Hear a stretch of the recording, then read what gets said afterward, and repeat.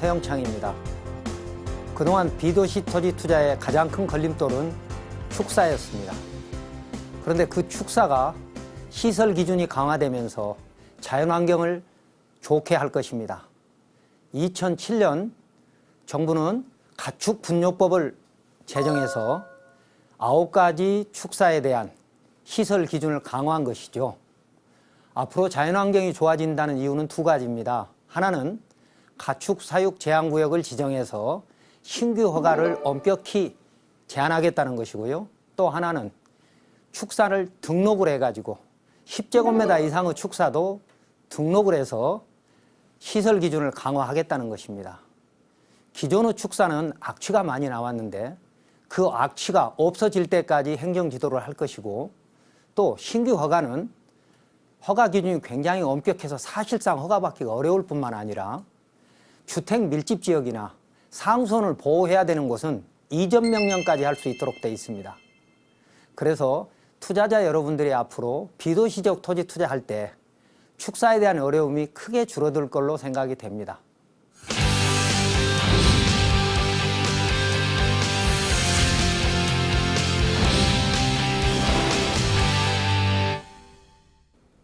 여러분이 토지연계 확인서를 열람해 보면 비도시지역의 토지는 거의 대부분 가축사육 제한구역이라고 나옵니다.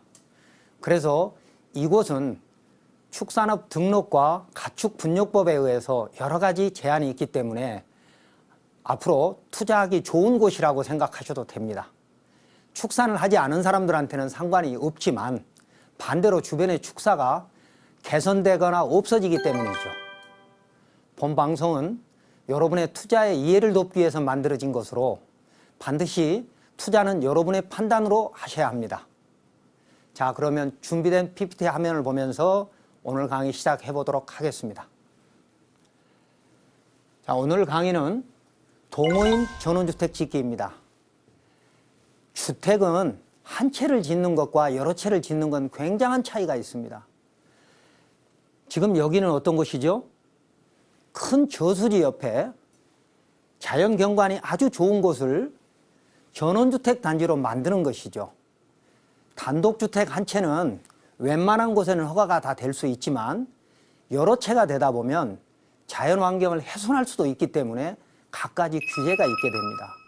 그래서 지난 시간에는 전원주택을 도시근교에 짓고 또 그리고 펜션이나 카페를 할 수 있는 한 채를 알아봤다면 이번에는 전원주택 단지를 공부해 보도록 하겠습니다.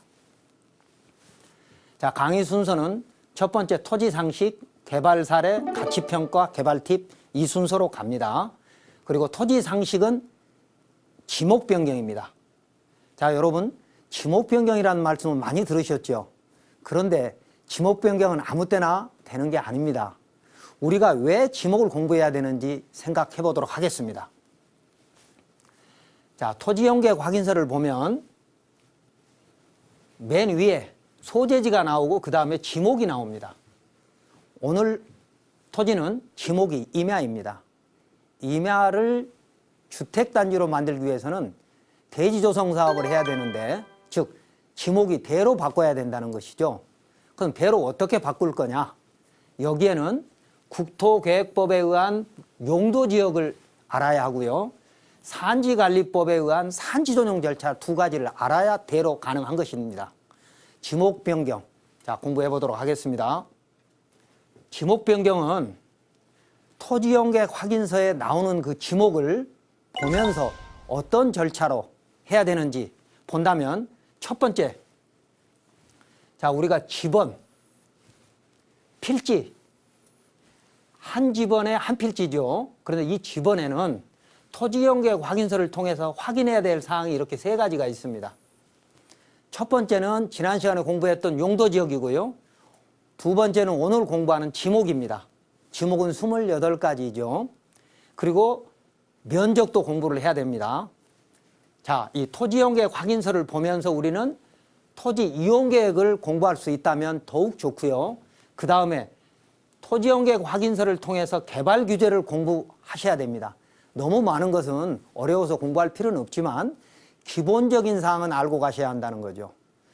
여러분이 지금까지 투자하셨던 아파트나 상가는 이미 이런 개발에 대한 협의를 다 끝내놓은 것이기 때문에 주변 시세만 보고도 거래를 하셔도 됩니다만, 비도시 지역은 이런 개발 협의를 전혀 안 해놓은 곳이 대부분이기 때문에 여러분이 기본적인 사항은 알고 투자하셔야 된다는 것입니다.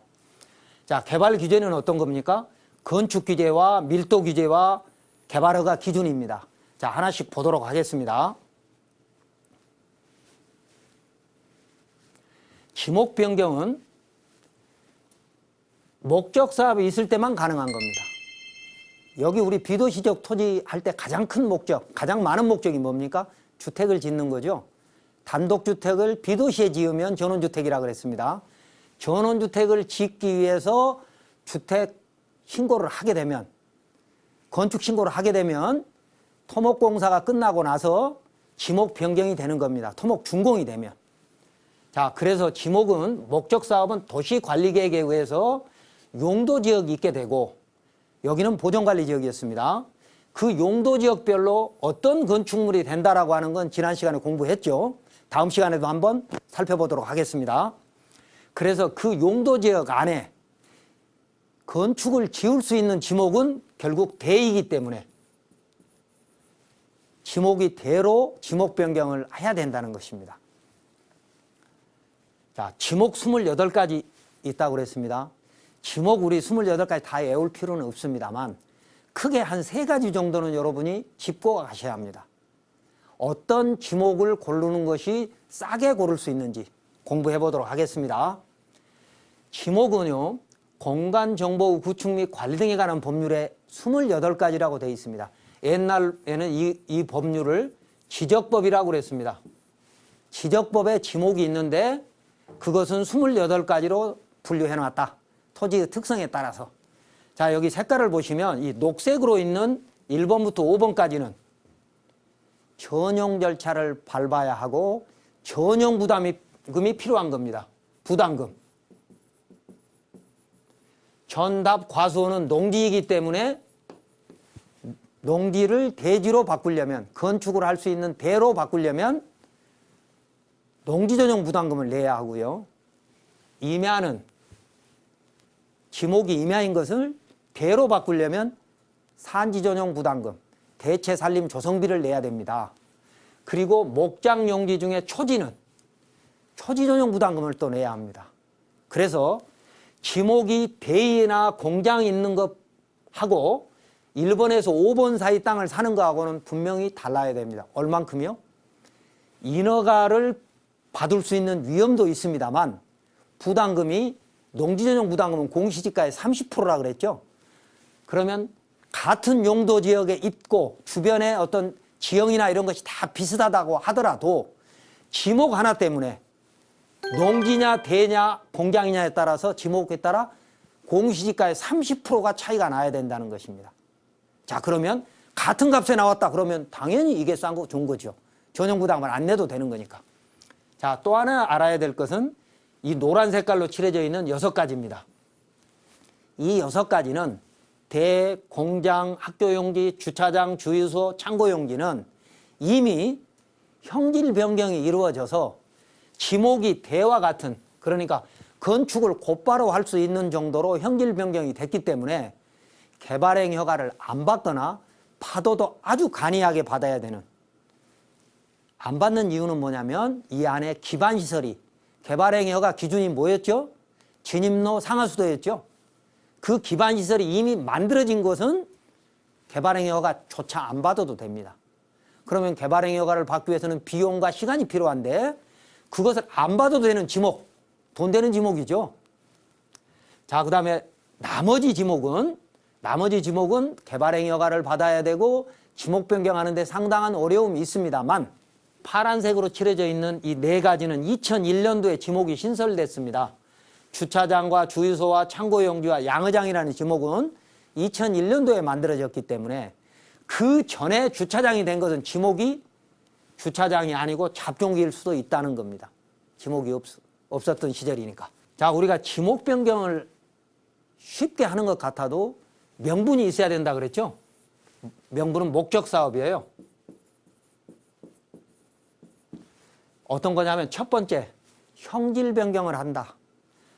건축물을 짓기 위해서 형질 변경을 한다는 목적 사업이 있어야 되는 거죠.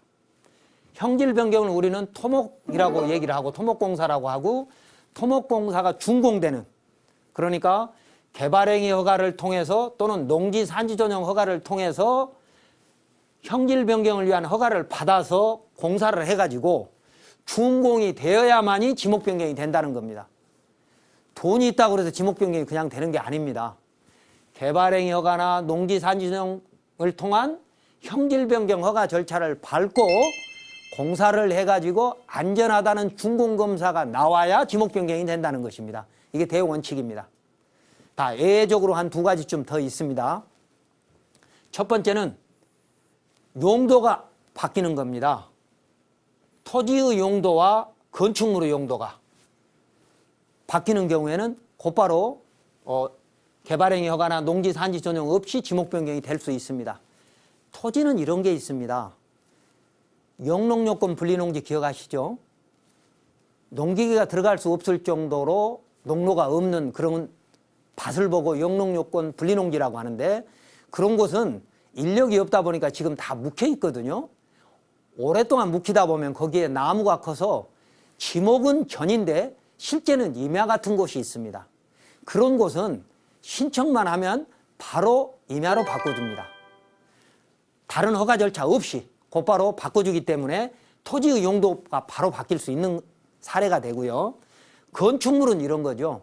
건축물은 아까 학교나 주차장이나 주유소가 대지로 바뀌게 되면 건축물 때문에 지목이 바뀌는 결과가 되는 거죠. 그래서 용도 변경은 토지나 건축물의 용도가 바뀌면서 지목 변경이 따라가는, 허가 없이, 1번 허가 없이요. 그런 게 있고요.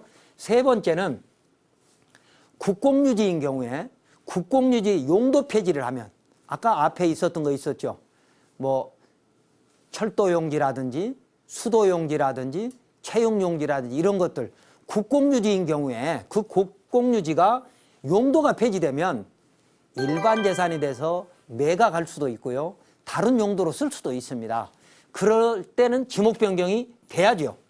철도용지였던 것이 용도가 폐지되면 지목이 잡종지가 되거나 뭐 다른 용도로 바뀌게 되는 것이라는 것이죠. 그래서 지목 변경은 아무 때나 되는 게 아니고 형질 변경 허가를 받아서 준공이 돼야 되는 것이 원칙이고, 예외적으로 토지 건축물 용도 변경과 용도 폐지에 따라서 지목 변경이 될 수 있다는 것입니다. 자, 그러면 우리가 용도 변경을 하는 명분이 뭐냐, 그리고 실익이 뭐냐는 것이죠. 금방 제가 앞에서 설명을 드렸지만 다시 한번 정리해보면 이런 겁니다. 이 6가지 지목은 개발행위 허가를 안 받아도 됩니다. 개발행위 허가는 토지 투자해 보신 분은 다 아시겠습니다만 굉장히 어렵습니다. 시간과 비용도 들어가지만 허가 기준이 굉장히 까다롭습니다. 그런데 이 6가지 지목은 개발행위 허가를 안 받는 지목이다.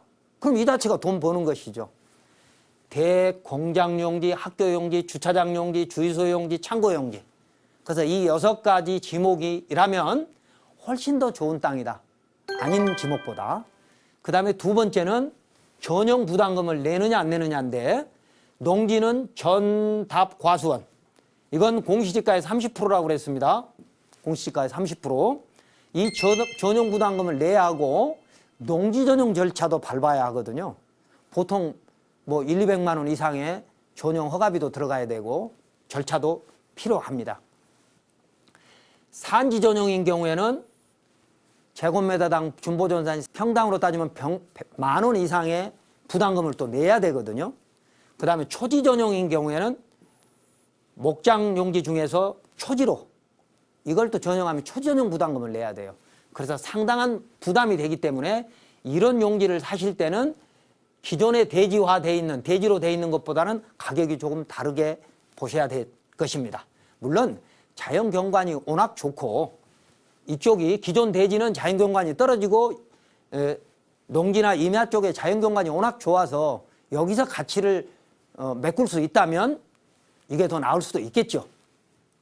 다음 잡종지에 대해서 설명을 드리면, 잡종지는 원래 갈대밭이나 흙이 돌이 쌓여 있는 이런 못 쓰는 땅이 잡종지입니다. 그리고 또 하나는 다른 지목, 다른 28, 27가지 지목으로 정할 수 없는 땅, 그 땅을 잡종지라고 했기 때문에 2001년도에 4종이 있다 그랬죠. 그래서 지목이 잡종지라고 되면 아주 좋은 땅이거나 아니면 아주 못 쓰는 땅입니다. 그래서 잘 보셔야 되고, 특히 초지인 경우에는 잡종지로 되어 있는 초지인 경우에는 전용 허가, 초지 전용 허가를 또 굉장히 까다롭습니다. 그래서 받아야 되고 비용도 내야 되기 때문에 잡종지는 잘 구분해 보셔야 합니다. 자, 두 번째는 개발 사례입니다. 오늘의 개발 사례는 저수지가에 동호인 주택 짓는 사례입니다. 자, 여기 보시듯이 저수지가에 전원주택 단지를 만들어 놨습니다. 그러니까 농지를 전용할 때 우리 1000제곱미터까지만 단독주택 전용이 가능하다고 했죠. 여기는 약 15,000제곱미터 이상이 있었던 곳인데 이것의 일부를 사서 전원주택 한 10채를 지었던 것입니다. 그래서 주택단지를 만들게 되면 일반 전원주택하고 굉장히 차이가 나는데 여기도 마찬가지로 제일 먼저 봐야 될 것은 접근성입니다. 비도시적 토지 투자의 첫 번째가 황금성이라고 그랬죠. 황금성에 대해서는 첫 번째가 접근성. 그러니까 누구나 와서 전원주택을 짓고 살고 싶은 곳, 너무 멀어도 못 가잖아요. 그래서 접근성이 좋아야 되는데 이곳은 시내에서부터 10분 이내의 거리였고요. 그 다음에 대도시 광역시로 가는데 30분 정도, 그리고 서울까지 오는데도 1시간 반 정도 거리입니다. 그래서 대도시나 중소도시로부터 가까운 곳이기 때문에 주말에 전원주택을 쓸 수 있을 것은 물론이고 평시에도 도시 근교의 전원주택 역할을 해줄 수 있는 곳입니다. 그래서 동호인들이 모여서 여러 채를 짓고 복잡한 도시 생활을 탈출하고 싶은 그런 좋은 곳이죠. 앞에 저수지가 있는데 이 저수지는 4대강 사업에 포함됐던 저수지니까 얼마나 큰 건지 아시겠죠? 그래서 이렇게 큰 곳은 주변에 자연환경이 굉장히 쾌적합니다. 그래서 비가 오게 되면 주변 1km 이내에서 비가 오게 되면 이 안으로 물이 흘러들어가는 물, 그 주변 1km 내에는 원칙적으로 개발이 안 되는 것입니다. 그러니까 훼손이 안 되니까 얼마나 좋은 땅이겠습니까? 다 이 땅도 진출입로를 봐야 되는 건데 이 도로는 2차선 면도입니다. 가운데 중앙 황색 차선이 있는 곳으로부터 개발하는 필지까지 봐야 된다 그랬죠. 2차선 도로로부터 이 진입로를 만들어 가는 거예요. 진출입로를 우리는 반드시 확인해야 되고, 다음에 이 진출입로가 단지 안으로 들어가는 것도 하나의 여러분들이 투자 가치를 올릴 수 있는 겁니다. 그러니까 여기가 지금 2차선 면도였는데 면도에서부터 이렇게 올라가죠. 이렇게 올라가서 지형에 따라서 단지 내 도로를 만들면서 좌우에 동호인들이 같이 살 수 있는 주택단지를 만들어가는 요령, 이런 건 토목 측량 설계 사무실에서 지형에 따라서 다 이렇게 적당하게 배분은 해 줄 것입니다만, 여러분들이 이제 기본적으로 개발행위 허가를 할 때는 건축과 도로가 필요하다. 그리고 특히 면적이 넓을 때는 5,000제곱미터 이상, 그러니까 1,500평 이상일 때는 6m 이상의 도로가 필요하다는 말씀 잊어버리시면 안 됩니다. 자, 여기는 지금 대지 조성을 해놓은 곳인데 이 대지 조성을 해놓은 걸 보니까 사실상 농지였습니다. 사실상 농지. 그러니까 여기가 지목이 아까 임야였죠. 지목이 임야였는데 수십 년 전부터 40-50년 전부터 이 동네 분들이 이것을 농지로 썼던 겁니다. 그래서 사실상 농지이기 때문에 전용 절차가 조금 다릅니다. 그거는 이제 다음 시간에 공부하기로 하고요. 지금 현재는 이렇게 저수지가에서 바라봤을 때 동호인 주택이 멋있게 지금 만들어져 있는 거죠. 앞에는 4대강 사업을 했던 저수지고 그 저수지를 바라보면서 동양의 동호인 주택단지가 지금 만들어진 것입니다. 자, 토지용계획 확인서를 다시 한번 보시면서 정리해 보도록 하겠습니다. 자, 지목은 임야였고요. 면적은 602제곱미터, 용도지역은 보존관리지역입니다. 국토계획법에 의한 보존관리지역 용도지역에 대한 설명은 다음 시간에 같이 분석해서 상세히 또 설명드리고요. 여기는 지목이 임야에서 산지관리법이 적용돼야 되는 거나 사실상 농지이기 때문에 농지법이 적용된다라고 하는 내용 다음 시간에 상세히 설명드리겠습니다. 자, 금방 보셨던 곳은 이 땅이었습니다. 이 땅. 그런데 그 옆에 땅을 보니까 지목이 창고용지입니다. 그리고 이 녹색으로 그려져 있는 것은 자연경관이 좋고 내 땅이라 하더라도 건축허가를 함부로 받을 수 없는 곳이라는 것입니다. 이 녹색의 땅은 농림지역이거든요. 농림지역은 농업용 시설 아니면 허가가 안 됩니다. 그래서 여기에는 이제 농업용 시설로 만들어야 되니까 농업용 창고가 들어갔던 것입니다. 그리고 다음 땅을 보면 산림보호구역이라는 게 나옵니다. 산림보호구역은 저수지 물을 보호하기 위해서 만들어진 곳으로 이곳은 일체 개발이 안 되는 것입니다. 그러니까 전원주택단지를 만들어 놓은 주변이 산림보호구역으로 해서 앞으로 개발될 가능성이 전혀 없다는 것이죠. 얼마나 좋은 땅입니까? 자, 오늘 강의는 여기까지입니다. 저수지가에 깨끗한 저수지 물을 바라보고 산을 등지고 집을 지었습니다. 그런데 주변의 산들이 전부 개발할 수 없는 산이다. 그러면 얼마나 좋습니까? 자연환경이 완벽한 거죠. 자, 오늘 준비한 내용은 여기까지인데요. 오늘 강의 내용은 어떻습니까? 전원주택 한 채를 짓는 것과 전원주택 여러 채를 짓는 걸 다릅니다만 토지에 투자를 하려면 토지용계획 확인서를 보고 현장을 봐야 된다는 말씀 잊어버리시지 마시고요. 다음 이 시간에는 동호인주택 가치분석으로 공부해 보겠습니다. 시청자 여러분 감사합니다.